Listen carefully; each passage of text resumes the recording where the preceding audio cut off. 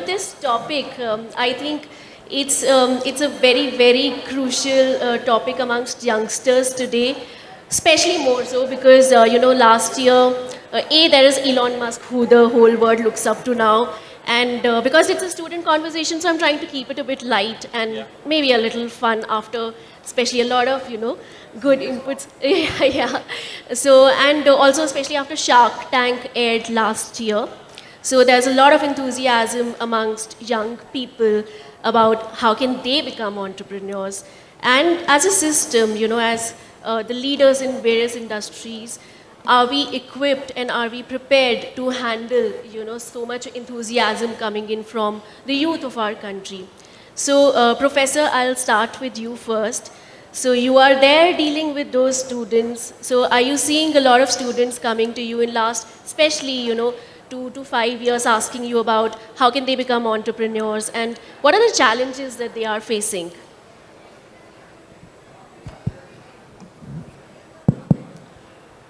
Yeah, I think certainly the spirit of entrepreneurship is picking up in a very positive way, because never in the past we used to hear from the students, we'll talk to one another, so right?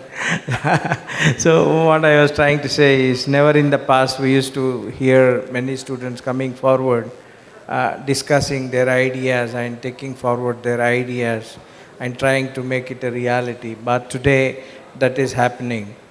But I would like to say on this occasion that, especially it's happening in a good way, in a big way, in elite institutions like IITs and NITs of the world. But when it comes to the tier 2 institutions and tier 3 institutions, we are still a long way to go. There are very serious challenges when it comes to infrastructure, networking, mentoring, and providing them those little spaces and avenues to experiment their ideas and to fund their ideas, all of that. For example, seed funding. Okay. It's a challenge. Who is going to fund it? Whether the institution is going to fund it or some other agency is going to fund it or the government is going to fund it. So all those, especially in the tier 2 and tier 3 cities and the institutions, is going to be facing a lot of challenges. So we seriously have to think through it, and we may need the intervention of government at this juncture to make that happen even at those levels, because some of the best ideas usually come from those kind of institutions and the cities, because they know the problem so well. Okay, so they can figure out a apt, workable solution to those problems. Sitting in metros, I will not be able to figure out the problem that is being faced by the rural agriculturalists. Okay, so that is where those kind of issues we need to, I think, look through. And another challenge is the flexibility in terms of curriculum. Okay, those who really want to, try their luck as entrepreneurs should be given adequate flexibility in what subjects they are going to study, how they are going to study. Do our current education system allows that? So that's a question mark. So in the name of NEP, some good things are happening, but again we have to wait and see, right, how far it will take us. So that is one another thing. And of course, like I said, access to the Maker's Lab, those kind of facilities, infrastructure, is certainly needs to be enhanced even at the tier 2 and tier 3 cities and institutions. Okay. And of course, for the faculty teachers also, having subjects is one thing, but how they are going to teach that subject, pedagogical innovations, practice-based teaching instead of the conceptual-based teaching is another area where we need to groom our faculty also. From an educationist perspective, I'm saying this. So these are some of the ground level challenges we need to address in order to facilitate that seamless transition from student to entrepreneur. Thank you so much. Yeah. Yeah. So, thank you, sir. So, I'll pick up one line what sir said that, who is going to fund them. So, Naveen, I'll come to you with that question. So, you are in the startup ecosystem and you deal with a lot of young people. You were telling me backstage that, you have, you really like working with a lot of students you hire them on a part-time basis or on a freelance basis, and you really like the energy that they bring in. So who's going to fund them? And you think that, having a platform like this, let's say like Vananam, having a unified platform will help them, and they need that kind of a mentoring where everything is, they can go to this one person or a platform and get that access. Absolutely. To start with, any kind of student or an entrepreneur with the budding idea, the main problem that they see is, to move from an idea to POC, right? So to make that possible, there are a lot of hurdles that they actually go through. So it can start with the simple fact that, how they can actually implement that idea on the ground. So it comes with the challenges of, whether you have the necessary skills with you and whether do you have the right team with you to actually execute it. And the third thing comes in, whether there is a market need and also adaptability of whatever product or the idea that they're thinking of. So all these things comes into one place when they actually move from idea to POC. So for this, the main thing that they would need is mentoring. Before you even think of funding, they need mentoring. So this is where platform like Vananam or Pico or the companies which are actually helping the budding entrepreneurs will actually make a lot of sense. Because here, people or the students or the budding entrepreneurs, they will be helped in a way that they can streamline, structurize, where they can focus on smaller success before they can actually get into making a bigger growth or actually making a bigger sense of this entire idea. And of course, when it comes to funding, the very early stage where they actually look out for seed funding, it becomes kind of an hurdle because, there will be a lot of small fundings that they get, and there are also like, people who would be interested to do some kind of small, funding to them. What happens is from the compliance part and also to actually take money from multiple people into that, one place, it kind of becomes a very big hassle. So that is where, as I said, a unified platform like Vananam, it will be a great help for raising the early stage seed fund or probably the initial support that any kind of startup would require. So it will make a lot of sense.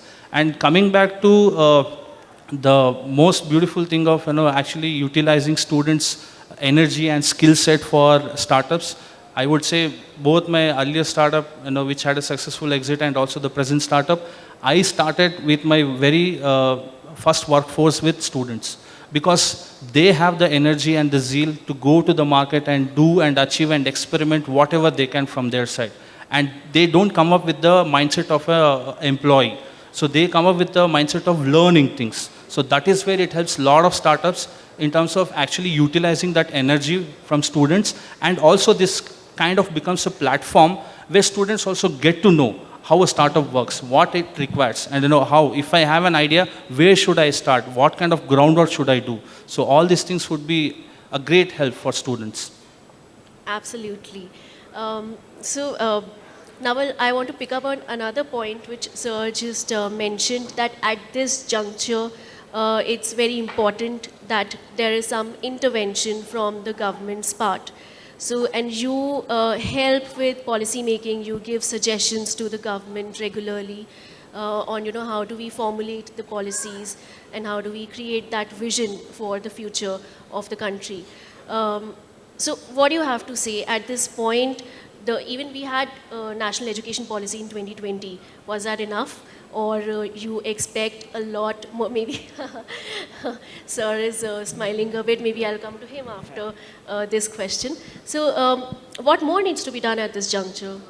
Well, thank you, Shefali. And just to explain to the audience a little bit more about BVSS, we are Finance Professionals Association and think tank, which, the core of it is to bring out some policy suggestions and, bring out the vision, as you rightly said. And our membership are chartered accountants, company secretaries, cost accountants, bankers, stock market participants and all those people. So definitely, related to what Professor Saab said and what Naveen said. But coming back to the question, Shefali, that you asked me, particularly what do I think about where we are on, especially on the national education policy. See, in corporates, I also work in a corporate, policy is just the starting point. And I think the same applies to as a nation also. Policy is there, but that gives a framework. But to execute the vision of the policy, we need to do many, many baby steps. And I'm sure the direction is there. But a lot needs to be done, as I'll agree with Dr. Dang also. Especially, if I try and compare what is the ecosystem that is available in metros and what is the ecosystem that is available in non-metros or tier 2, tier 3. There is a huge difference.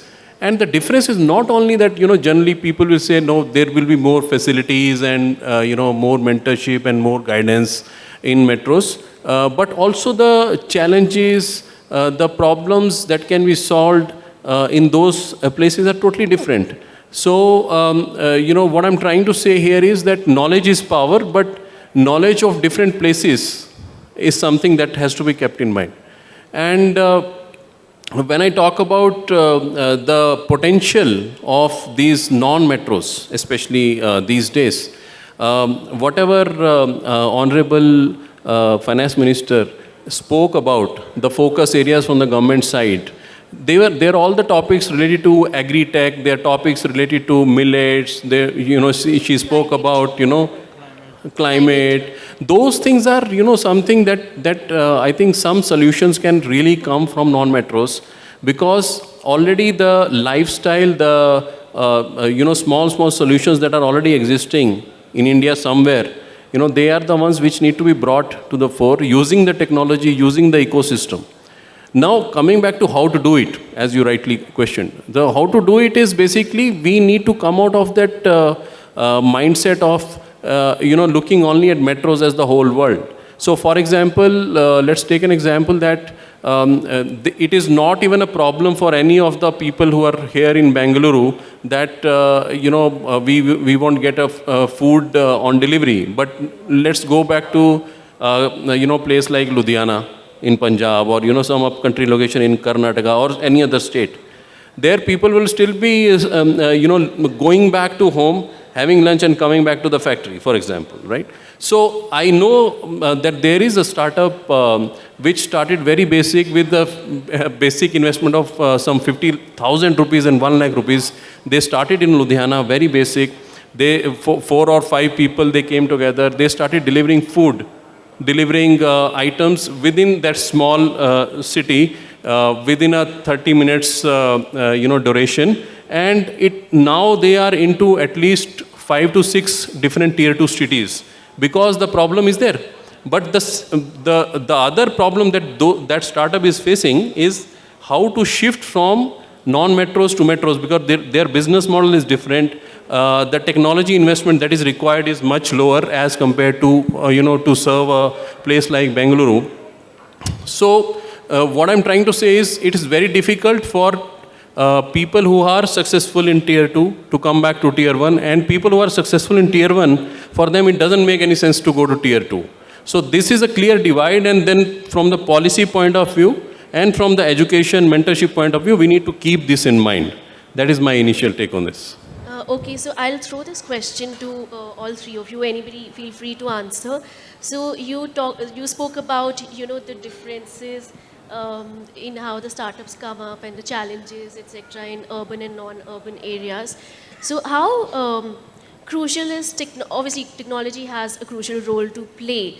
How easy can it make the journey ahead in inclusion, going forward, be it, smaller areas or let's say women entrepreneurs. I'll say women entrepreneurs in smaller areas because it's even more challenging for them to take this up. So can technology make things easier going forward?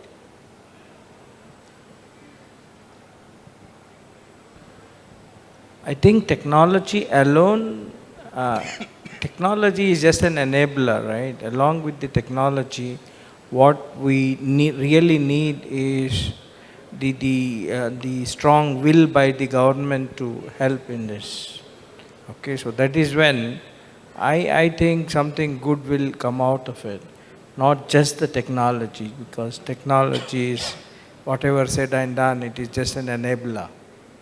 Okay, if you really want to include the thing that you said, rural women, small, micro entrepreneurs, right? Then you need to have that, the complete different ecosystem, facilitated, supported by the government, can bring in some good change, tangible change.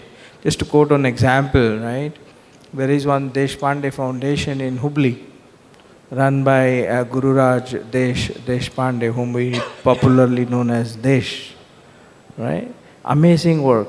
He started a program called Navodyami, small micro entrepreneurs from that region, right?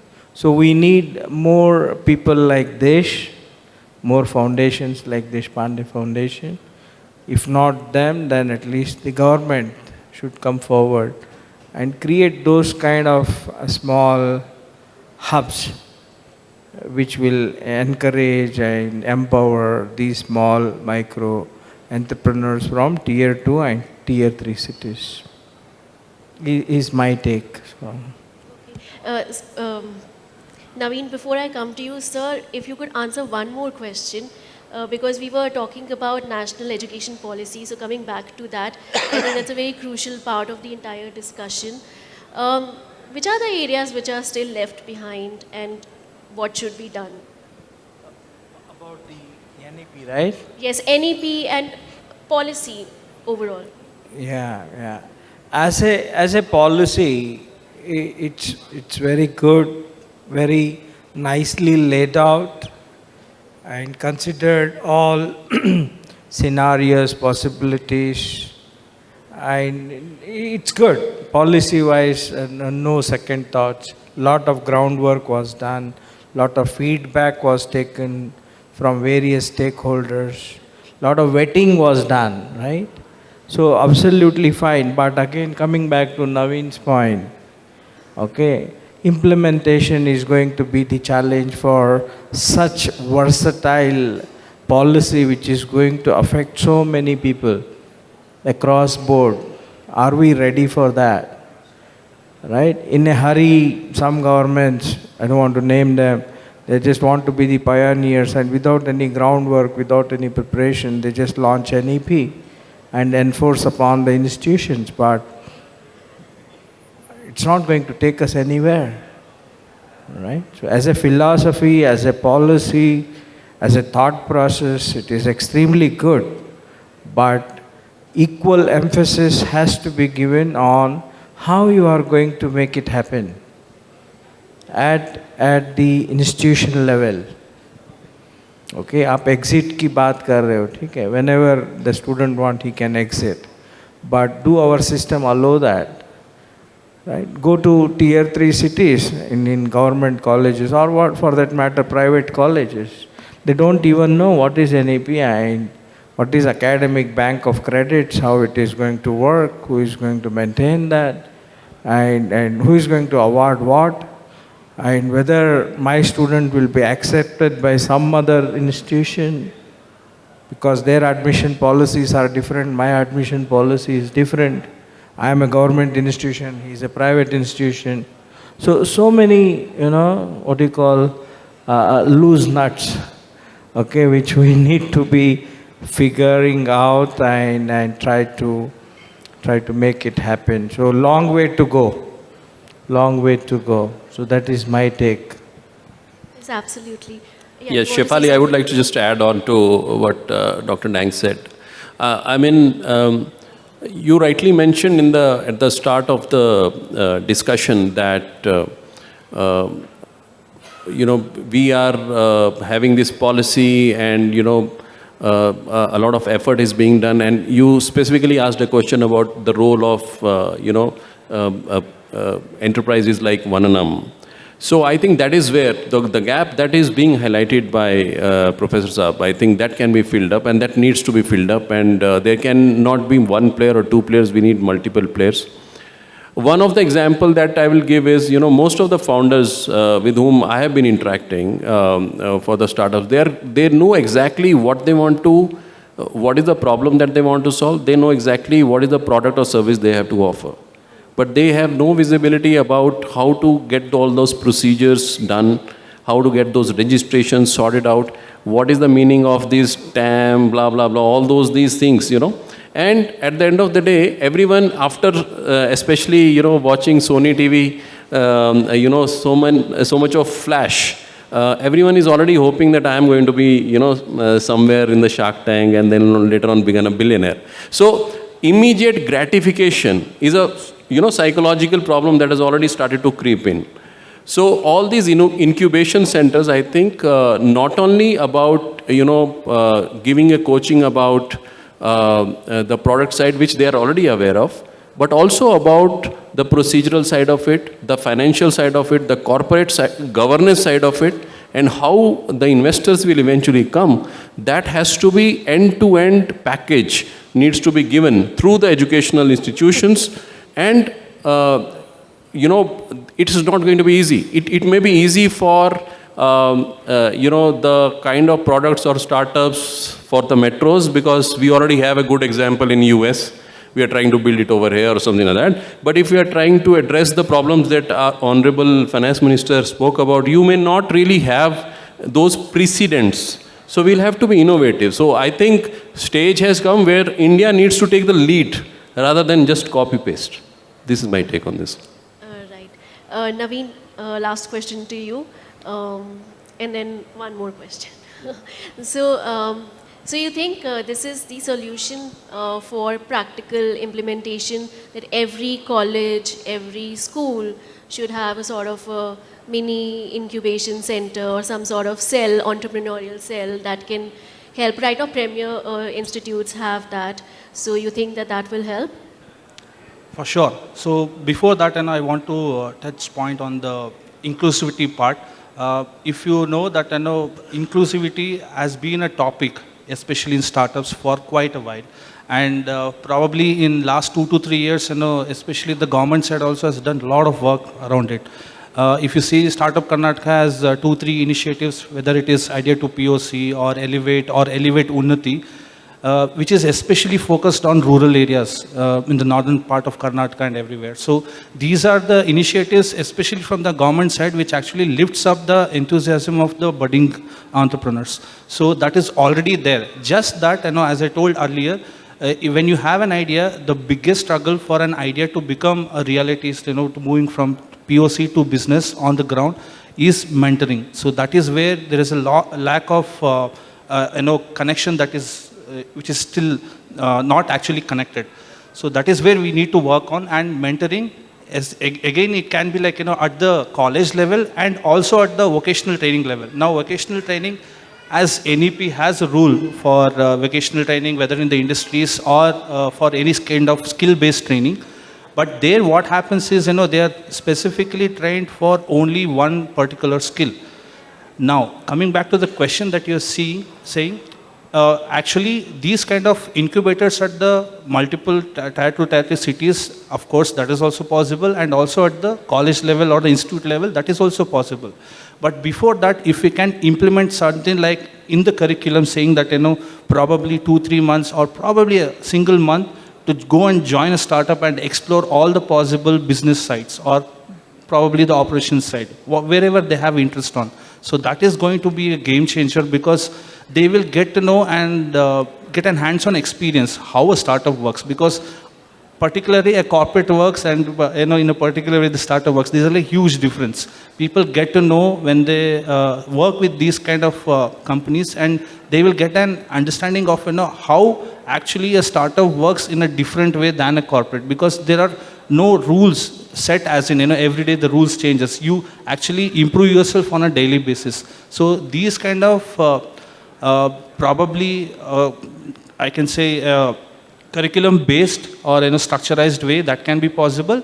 And as you said, normal small incubators at the university level, it will also take a lot of interest for the students to take up entrepreneurship. Okay. Sir, last question to you. Before coming, while I was reading about this entire topic, and I spoke to a couple of students and a couple of friends also. So, a sort of combined question from both, which is slightly philosophical, because even though a lot of young people are excited about doing their own startup, but at the same time, we are Indians, and Indian parents, they put a lot of pressure on kids to become something like learn coding at age 6 or become a public speaker. There are so many courses for kids these days. But at the same time, it puts a lot of pressure also. I mean, just on a very lighter note, because this is a students' discussion. Recently, when Rishi Sunak became the Prime Minister, there was a meme going on that Sundar Pichai is under pressure because his parents are pressurizing him that, okay, now you also have to become the Prime Minister. So we come from that mindset, Indian parents and Indian society. So entrepreneurship at a young age, philosophically, is it good? And if it is the right path, then what is the right way for collectively as a society taking it up? At itself is a huge challenge. Shall I take it? Yeah. So what I teach this course, right? And I am a entrepreneur who failed miserably, lost fair bit of amount, and struggled with that enterprise for 10 years. When I couldn't do much, I came back to academics. Now I'm teaching that course. So what is important today is building that entrepreneurial thinking, entrepreneurial mindset, entrepreneurial attitude is more important than thinking about transforming them into entrepreneurs. Okay, they may become entrepreneurs, they may not become entrepreneurs. But even if they are working for somebody, for example, I am working as a director of an institution, I should think like an entrepreneur. I should walk like an entrepreneur. I should talk like an entrepreneur. I should behave like an entrepreneur. I should take that ownership, make things happen, deliver the results whenever it is required. So that kind of mindset is the purpose of education, not to transform them into entrepreneurs. Because, my professor from IIM used to say, right, आप अगर zebra को yellow color मारेंगे तो वो zebra ही रहेगा, वो tiger नहीं होएगा, correct? So that is how it is. Ultimately, at some point of time, at some inflection point, some turning point, when the things are favorable, and when his financial condition is kind of stable, definitely he will take a plunge. If that is there in his mind, and that problem is bothering him, and he wants to solve that problem, may not be now. Maybe after 10 years, he will go to US, earn some good money, come back, and then work on that problem. Okay, so transforming them into entrepreneurs shouldn't be the objective, but building those entrepreneurial mindset, attitude, thinking should be the objective. That's where Sir touched upon a right point, saying that these e-cells should do a lot of activities. At our institution, we do Venture Fest, wherein we divide all students into, in each team there are 10 students. They have to work, pick a problem, build an idea, develop a model, then marshal the resources. Actually, they have to run the venture for 2 days in a real market scenario. Generate revenue, earn profit, and prove themselves. So these kind of pedagogical initiatives will certainly help in bringing those mindset changes. So that should be the objective, not making them entrepreneurs. Sundar Pichai will remain Sundar Pichai, okay? Okay, I mean, if it is there in his mind to become a politician, at some point of time when the things are favorable, he will become one. Okay, but you cannot force somebody to, okay, Look back, I mean, when Dhirubhai Ambani was there, what kind of ecosystem was there? Nothing, right? Now we are talking about all big things and ecosystem and this and that. So I think that should be our objective. Absolutely, working on the mindset is the most important thing. Any of you wants to add something? I just wanted to make one point, Shefali, that apart from being entrepreneur, startup ecosystem, when we say they also need employees. So the attitude of the employees of startups also needs to be a little entrepreneurial. It can't be the typical corporate mindset. Otherwise, people can't adjust. So when we talk about mentorship and curriculum and national education policy, I think from that point of view, I just wanted to make sure that this point also is brought out when these kind of curriculum trainings and things are devised. And we have been listening to solving the problem of employment. And my take on this is that rather than solving the problem of students, we need to solve the problem of employers.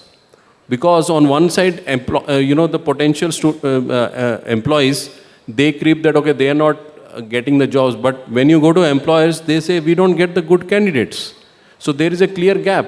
And that is where, when we talk about startup ecosystem, getting employees is even more difficult. So in the curriculum that has in the incubation centers, these kind of things have to be brought out. And it has to be directly linked with the need of the employers. Yeah. For example, something like internship with the startups. Like Exactly. Yes. 1 month or 1.5 or 2 months, not with the big companies, but with the startups. So somewhere they will, get that mindset. So. See, the one thing that we have seen in entrepreneurs is like, the entrepreneurs who want to make it big, it is the fear of failure. But the real entrepreneurs will never have that because they enjoy the entire journey. They do not look at the success at the very beginning because they are trying to solve a problem. And they are also part of the problem. They would have gone through the same thing. So that is what makes difference. As Professor rightly said, you cannot transform people to become entrepreneurs. But when you see the spark, the only thing that we can do is be right next to them and mentor them with the right track. That is what we can do. And we as an entrepreneurs, if we can pick up at least one company or one budding entrepreneur to mentor them at least once in a year, I guess we will make a lot of sense of calling ourselves as a successful entrepreneurs. Absolutely. And with that thought, we'll wrap up this discussion. And I really enjoyed this freewheeling sort of chat. I hope everybody enjoyed, and I hope you all also enjoyed this conversation. So, and now we'll move on to the next panel, which is about the struggles or the challenges that the women entrepreneurs face. Ma'am, I'll hand it over to you then.